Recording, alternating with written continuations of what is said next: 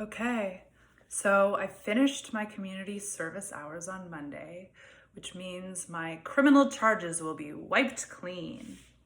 The Crown thought I was a good candidate for alternative measures, so my probation officer recommended 20 hours of community service and a letter to the Crown explaining my actions. I was thinking about what to write, and my initial impulse was to tell the truth, demand change, give them the facts. But they know the facts. It's not working telling them the facts. And so Bio sent a message the other day, my wonderful post-human teacher, that said, the fugitive cannot afford to speak truth to power. Marriage, the act of removing oneself from the control of the slave plantation, wasn't preceded by honesty or truth-telling, but creative deception and a refusal of the epistemological imperatives of the master. Here is my letter. To whom it may concern, on March 27th, 2021, I was arrested on the Canby Street Bridge for mischief and intimidation to block a highway. The charges, which have now been dropped, do accurately reflect my actions. It was most mischievous of me to sit there on the highway and demand an end to old-growth logging. And indeed, my actions so intimidated the state that they put me in the back of a paddy wagon, then a holding cell, then subjected me to a manhandling by one particularly patriarchal officer, and later collected my fingerprints and sent me to court into what we call the justice system.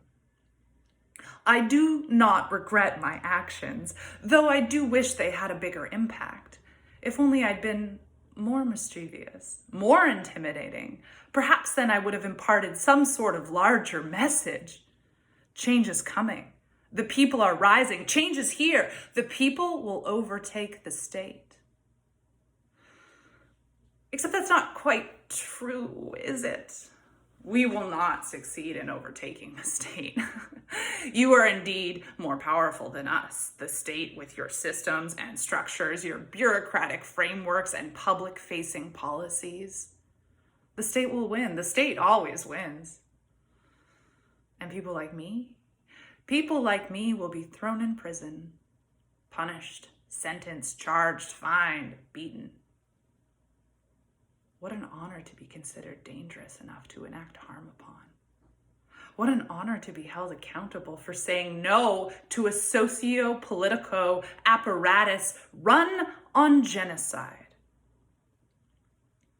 All this being said, I am most grateful to be deemed unworthy of these criminal charges, to be considered for alternative measures. Indeed, I want to travel. I want to be free. It is complex figuring out how to navigate this shift, figuring out what pressure points to push upon while retaining my personal safety and autonomy. Tell me, where are the cracks? I watch live streams of the RCMP breaking their own laws. It's like a game to them. They are the heroes in this narrative of guns and bombs and criminals. Criminals asking for clean water and fresh air, good jobs and kindness, mental health care, opportunity, humility, humanity. Criminals. Though I'm not a criminal, you have deemed me unworthy of this title. So then what next? Where will I take my hunger for communion, my hunger for a healthy planet? Community care? Holding each other in grief and shame and guilt and fear of the future? What will I do next? Will it be criminal in the eyes of the law?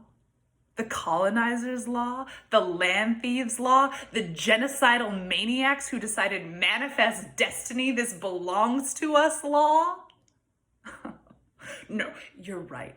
They earned it. They deserve it. There is a challenge here, one without name. Remembering my power, no longer seeking it from the state. Understanding that the state will never provide safety or solace or solutions. Bless its heart, truly, I state for the prey. When collapse comes, you will be begging us to let you in. When collapse comes, we will have built what is necessary, and you will beg to be let in, and we will welcome you.